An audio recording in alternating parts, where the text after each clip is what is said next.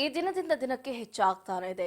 ಕೊಲೆ ಪ್ರಕರಣದಲ್ಲಿ ದಾಸ ದರ್ಶನ್ ಅಂಡ್ ಗ್ಯಾಂಗ್ ಈಗಾಗಲೇ ಕಂಬಿ ಹಿಂದೆ ಇರುವಂತದ್ದು. ಡಿ ಗ್ಯಾಂಗ್ಗೆ ಉರುಳಾಗುತ್ತಾ ಎಫ್ಎಸ್ಎಲ್ ರಿಪೋರ್ಟ್ ಅನ್ನುವಂತಹ ಪ್ರಶ್ನೆ ಈಗ ಮೂಡ್ತಾ ಇದೆ. 5-6 ದಿನಗಳಲ್ಲಿ ಇನ್ನೇನು ಅದಕ್ಕೂ ಕೂಡ ಉತ್ತರ ಸಿಗುತ್ತೆ. ಈಗಾಗಲೇ 70% ಅಷ್ಟು ಎಫ್ಎಸ್ಎಲ್ ವರದಿಯನ್ನು ಬಿಡುಗಡೆ ಮಾಡೋದಕ್ಕೆ ಸಜ್ಜಾಗಿದ್ದಾರೆ. ಉಳಿದ 30% ಅಷ್ಟು ಮಾತ್ರ ಎಫ್ಎಸ್ಎಲ್ ವರದಿಯನ್ನ ತಯಾರು ಮಾಡಬೇಕಾಗಿದೆ. ಹಾಗಾಗಿ ದಿನದಿಂದ ದಿನಕ್ಕೆ ಕುತೂಹಲ ಕೇಳಿಸ್ತಾ ಇದೆ ದಾಸನ ಈ ಕರಾಳ ಪ್ರಕರಣ.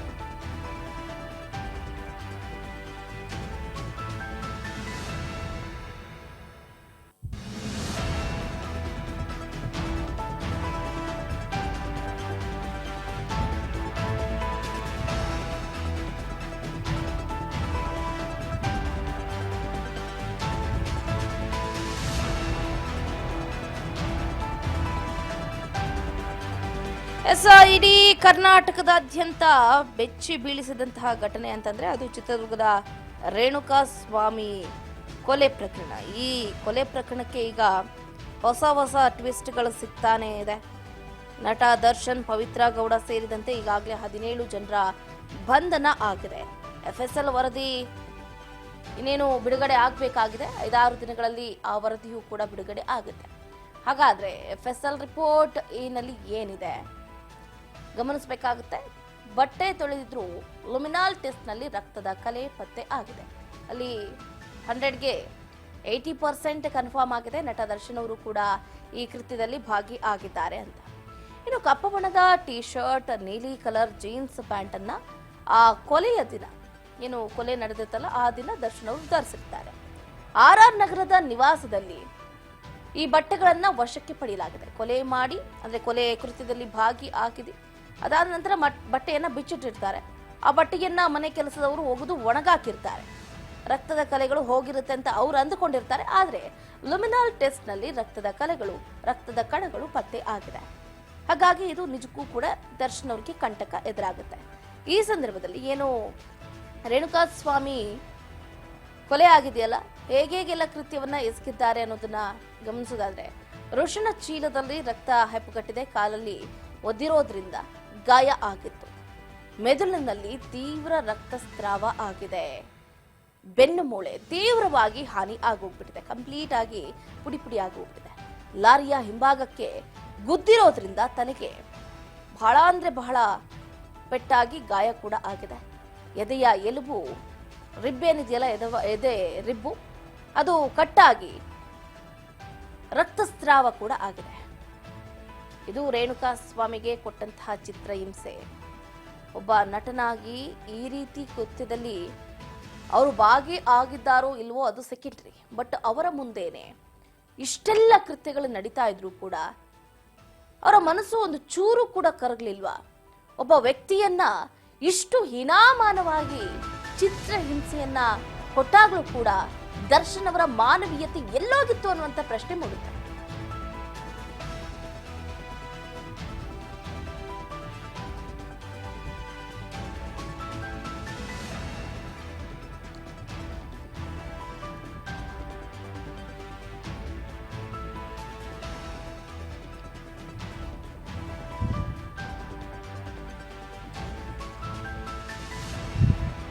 ಇನ್ನೇನು ಕೆಲವು ದಿನಗಳಲ್ಲಿ ಪೊಲೀಸರ ಕೈ ಸೇರುತ್ತೆ final FSL report. Hyderabad FSL ನಿಂದ ಎಲೆಕ್ಟ್ರಾನಿಕ್ ವಸ್ತುಗಳ ರವಾನೆ ಕೂಡ ಆಗಿದೆ. ಅದರ ರಿಪೋರ್ಟ್ ಕೂಡ ಸಿಗುತ್ತೆ. CC camera, audio samples, mobile data, video retrieve ಇವೆಲ್ಲವನ್ನು ಕೂಡ ಪೊಲೀಸರು ಈಗಾಗಲೇ ಕಲೆ ಹಾಕಿದ್ದಾರೆ. ಇದರಿಂದ ಆರೋಪಿಗಳಿಗೆ ಸಂಕಷ್ಟ ಫಿಕ್ಸ್ ಎನ್ನಲಾಗ್ತಾ ಇದೆ. 20 ದಿನದಲ್ಲಿ ಚಾರ್ಜ್ ಶೀಟ್ ಸಲ್ಲಿಸಬೇಕಾಗಿರೋ ಖಾಕಿ ಪಡೆ ಶತಪ್ರಯತ್ನವನ್ನು ಪಡ್ತಾ ಇದೆ.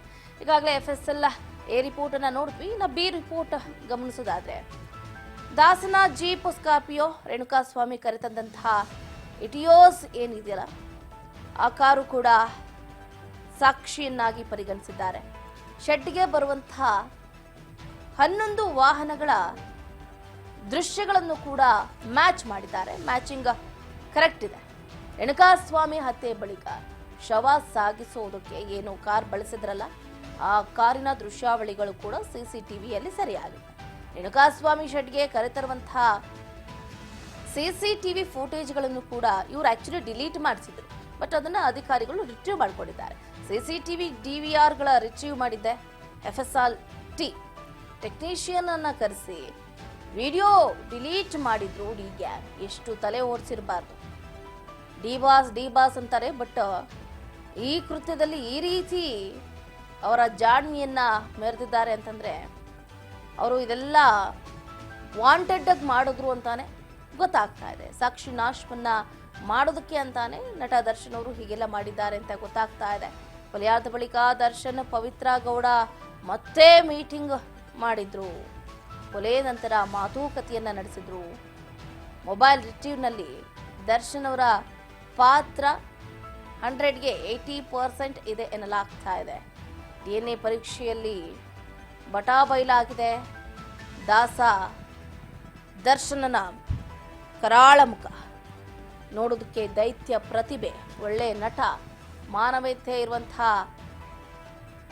ದರ್ಶನ್ ಅಂತ ಅಂದುಕೊಂಡಿದ್ವಿ. ಆದರೆ ಯಾವಾಗ ಒಬ್ಬ ವ್ಯಕ್ತಿಯನ್ನ ಮನಸ್ಸೋ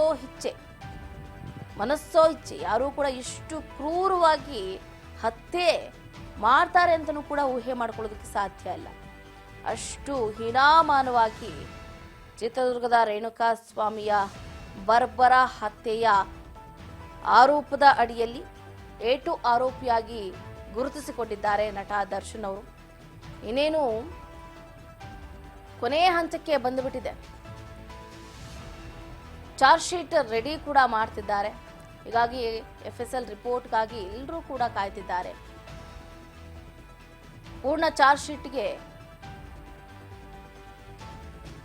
ಹೆಚ್ಚು ಸಹಕಾರಿ ಆಗಲಿ ಅಂತ ರಿಪೋರ್ಟ್ಗೆ ಎಲ್ಲರೂ ಕಾಯ್ತಾ ಇದ್ದಾರೆ. ಇದರ ಬಗ್ಗೆ ಹೆಚ್ಚಿನ ಡೀಟೇಲ್ಸ್ ಅನ್ನ ಕೊಡ್ತಾ ಹೋಗ್ತಾರೆ ನಮ್ಮ film reporter Yatish Doddihalli. Desk line ನಿಂದ ಜಾಯ್ನ್ ಆಗ್ತಿದ್ದಾರೆ. ಎಸ್ ಯತೀಶ್, ಇವತ್ತಾಗಲೇ 73ನೇ ದಿನಕ್ಕೆ ಕಾಲಿಟ್ಟಿದೆ ದಾಸ ದರ್ಶನನ ಜೈಲು ಸೆರೆವಾಸ. ಅದರಲ್ಲೂ ಮುಖ್ಯವಾಗಿ FSL ವರದಿ ಆಲ್ಮೋಸ್ಟ್ ಆಲ್ 70% ಕಂಪ್ಲೀಟ್ ಆಗೋಗ್ಬಿಟ್ಟಿದೆ. ಜಸ್ಟ್ ಇನ್ನು 30% ಅಷ್ಟೇ ಬಾಕಿ ಇದೆ. ಏನಾಗಬಹುದು ದರ್ಶನ್ ಅವರ ಕರಾಳ ಕಥೆ ಅಂತ? ಅಫ್ಕೋರ್ಸ್, ಏಕೆಂತಂದರೆ 70 ದಿನಗಳು ಆಗ್ತಾ ಇದೆ. ದರ್ಶನ್ ಜೈಲಿಗೆ ಹೋಗಿ ಅಗ್ರಹಾರ ಪರಪ್ಪನಗರದಲ್ಲಿ ಈಗ ಕಂಬಿನ ಎಣಿಸ್ತಾ ಇದ್ದಾರೆ. ಸೊ ಈಗಾಗಲೇ ಒಂದು ಮಾಹಿತಿ ಪ್ರಕಾರ ಈಗಾಗಲೇ 70% ವಿಚಾರಗಳು ಈಗ ತನಿಖೆಯಿಂದ ಗೊತ್ತಾಗಿರುವಂಥದ್ದು. ಇನ್ನು ಕೇವಲ 30% ಅಷ್ಟೇ ಬಾಕಿಗಳಿದೆ. ಹಾಗಾಗಿ ಇನ್ನೊಂದು ವಾರಗಳ ಕಾಲ ಅಷ್ಟೇ ಟೈಮ್ ತೆಗೆದುಕೊಂಡು ಒಂದು ವಾರ ಆದಮೇಲೆ ಕಂಪ್ಲೀಟ್ ಎಲ್ಲದನ್ನು ಕೂಡ ಅಂದರೆ ಕೋರ್ಟ್ ಮುಂದೆ ಸಬ್ಮಿಟ್ ಮಾಡ್ತೆ ಅಂತ ಹೇಳುತ್ತದೆ. ಸೊ ನೀವು ಕೇಳ್ತಿರ್ಬೋದು, ಯಾಕೆಂತಂದರೆ ತುಂಬ ದಿನಗಳಿಂದ ಒಂದು ಪ್ರಶ್ನೆ ಕಾಡ್ತಾನೆ ಇದೆ. 70 ದಿನ ಆಗ್ತಾ ಬರ್ತದೆ, ಯಾವಾಗ ಇವರು ಚಾರ್ಜ್ ಶೀಟನ್ನು ಸಲ್ಲಿಸ್ತಾರೆ ಪೊಲೀಸರು, ಯಾಕೆ ಇಷ್ಟು ಲೇಟ್ ಮಾಡ್ತಾ ಇದ್ದಾರೆ, ಏನಾದರೂ ಹಿಂದೆ ಏನು ಬೇರೆ ಬೇರೆ ವಿಚಾರಗಳು ಏನಿದೆ, ಹೀಗೆ ಒಂದಷ್ಟು ಪ್ರಶ್ನೆಗಳು ನಮ್ಮನ್ನು ಕಾಡೋದು ಕಾಮನ್. ನಮ್ಮನ್ನು ಅಷ್ಟೇ ಅಲ್ಲ, ದರ್ಶನ್ ಅಭಿಮಾನಿಗಳನ್ನು ಕಾಡುತ್ತೆ, ಇಡೀ ರಾಜ್ಯದ ಜನತೆಯನ್ನು ಕಾಡುತ್ತೆ ಈ ಪ್ರಶ್ನೆ. ಆದರೆ ಅದಕ್ಕೂ ಕೂಡ ಕಾರಣ ಇದೆ. ಏಕೆಂದರೆ ಪೊಲೀಸ್ನವರು ಕೂಡ ಸುಮ್ಮನೆ ಕೂತಿರುವಂಥದ್ದಲ್ಲ. ಈ ಒಂದು ವಿಚಾರವನ್ನು ಕೂಲಂಕುಷವಾಗಿ ತನಿಖೆಯನ್ನು ಮಾಡಿಸಿರೋದನ್ನ ನಾವು ಗಮನಿಸ್ತಾ ಇದ್ದೀವಿ. ಸೊ ಆ ಒಂದು ವಿಚಾರ ಇಟ್ಕೊಂಡು ಹೋದಂತಹ ಸಂದರ್ಭದಲ್ಲಿ ಯಾಕೆ ಇಷ್ಟು ಲೇಟ್ ಆಗ್ತಾ ಇದೆ ಅನ್ನೋ ಒಂದು ವಿಚಾರವನ್ನು ನಾವು ತನಿಖೆಯನ್ನು ನಾವು ಮಾಡಿದಂಥ ಸಮಯದಲ್ಲಿ ಆಗ ತಿಳಿದು ಬಂದದ್ದು, 70% ಈಗಾಗಲೇ ತನಿಖೆ ಆಗೋಗಿದೆ, ಇನ್ನೊಂದು ಕೇವಲ 30% ಇದೆ.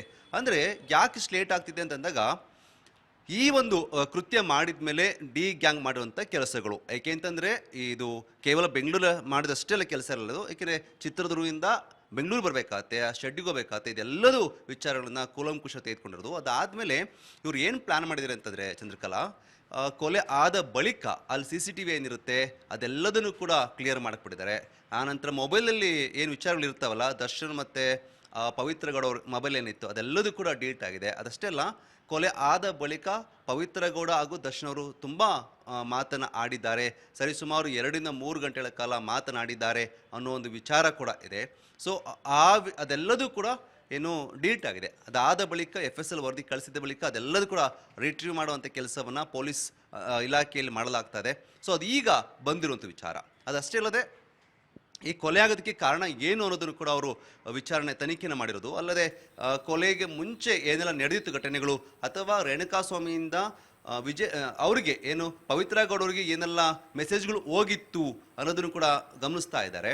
ಅಲ್ಲದೆ ಕೊಲೆ ಆದ ಬಳಿಕ ದರ್ಶನ್ ಆ್ಯಂಡ್ ಗ್ಯಾಂಗ್ ಏನೆಲ್ಲ ಕೆಲಸಗಳು ಮಾಡಿದೆ, ಸೊ ಕೊಲೆ ಅಂದರೆ ದರ್ಶನ್ ಏನು ಮಾಡಿದ್ರು, ಎಲ್ಲಿ ಹೋದ್ರು, ಏನು ಮಾತಾಡಿದ್ರು, ಅದೆಲ್ಲದನ್ನು ಕೂಡ ಅವರು ತೆಗೆದುಕೊಂಡಿರುವಂಥದ್ದು. ಜೊತೆಗೆ ಈ ಒಂದು ಕೊಲೆಯ ಒಂದು ಆರೋಪದಲ್ಲಿ ದರ್ಶನ್ ಮತ್ತು ಪವಿತ್ರ ಗೌಡ ಜೊತೆಗೆ ಇನ್ನೂ 15 ಜನ ಇದ್ದಾರೆ. ಅವರಿಂದ ಏನಾದ್ರು ವಿಚಾರಗಳು ಬರುತ್ತೆ, ಇದೆಲ್ಲದರೂ ಕೂಡ ಕೂಲಂಕುಷವಾಗಿ ತೆಗೆದುಕೊಂಡಿರೋದು. ಅದಷ್ಟೇ ಅಲ್ಲದೆ ಇಲ್ಲಿವರೆಗೂ ಕೂಡ ಸರಿಸುಮಾರು 100ಕ್ಕೂ ಅಧಿಕ ಮಂದಿಯನ್ನ ಕರೆಸಿ ಅವರನ್ನ ಮಾತನಾಡಿಸಿದ್ದಾರೆ ಅಂತ ಹೇಳಲಾಗ್ತದೆ. ಅಲ್ಲಿಂದ ಅವರಿಂದ 160ಕ್ಕೂ ಹೆಚ್ಚು ಸಾಕ್ಷಿಗಳು ಸಿಕ್ಕಿದ್ದೇವೆ ಅಂತ ಹೇಳಲಾಗ್ತಾ ಇದೆ. ಅಲ್ಲದೆ ಮತ್ತಷ್ಟು ಸಾಕ್ಷಿಗಳಿಗೋಸ್ಕರ ತನಿಖೆನ ಮಾಡ್ತಾ ಇದ್ದಾರೆ. ಸೊ ಆ ತನಿಖೆಗೆ ಇನ್ನೊಂದು ಸ್ವಲ್ಪ ದಿನ ಅಷ್ಟೇ ಬೇಕಾಗುತ್ತೆ. ಮತ್ತಿಲ್ಲಿ ಇನ್ನೊಂದು ಗಮನಿಸಬೇಕಾಗತ್ತೆ ನಾವು ಚಂದ್ರಕಲಾ, ಏನಂತಂದರೆ ಒಬ್ಬ ವ್ಯಕ್ತಿ ಅರೆಸ್ಟ್ ಆದ 90 ದಿನಗಳಲ್ಲಿ ನಾವು ಚಾರ್ಜ್ ಶೀಟ್ ಸಲ್ಲಿಸಲೇಬೇಕಿರುತ್ತೆ. ಇದು ಪೊಲೀಸ್ ಇಲಾಖೆಗೆ ಇರುವಂಥ ಒಂದು ಆದೇಶ ಇರುತ್ತೆ. ಸೊ ಹಾಗಾಗಿ ಸಲ್ಲಿಸಲೇಬೇಕಿದೆ. ಈಗ 70 ದಿನ ಆಗಿದೆ, ಇನ್ನೊಂದು 20 ದಿನ, ಮೇ ಬಿ ಇನ್ನೊಂದು 10 ಡೇಸಲ್ಲಿ ಅವರು ಚಾರ್ಜ್ ಶೀಟ್ ಸಲ್ಲಿಸ್ಬೋದು ಏನು ಈ ಒಂದು ವಿಚಾರ ಇಟ್ಕೊಂಡು.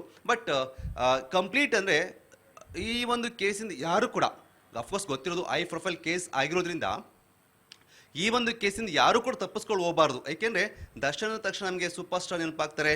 ಆತನ ಜೊತೆಗೆ ಸಾಕಷ್ಟು ಸಂಖ್ಯೆಯಲ್ಲಿ ರಾಜಕಾರಣಿಗಳು ನಂಟಿರೋದು ಗೊತ್ತಾಗುತ್ತೆ, ದೊಡ್ಡ ದೊಡ್ಡ ವ್ಯಕ್ತಿಗಳ ನಂಟಿರೋದು ಗೊತ್ತಾಗುತ್ತೆ. ಹಾಗಾಗಿ ಯಾವುದೇ ಕಾರಣಕ್ಕೂ ಕೂಡ ತಪ್ಪಿಸ್ಕೊಂಡು ಹೋಗಬಾರ್ದು ಅನ್ನೋದು ಒಂದು ಇಲ್ಲಿ ಪೊಲೀಸ್ ಅಧಿಕಾರಿಗಳು ಇರುವಂಥದ್ದು. ಜೊತೆಗೆ ಒಂದು ಸುಮ್ಮನೆ ಚಾರ್ಜ್ ಶೀಟ್ ಆಗದ ನಂತರ ಇವರು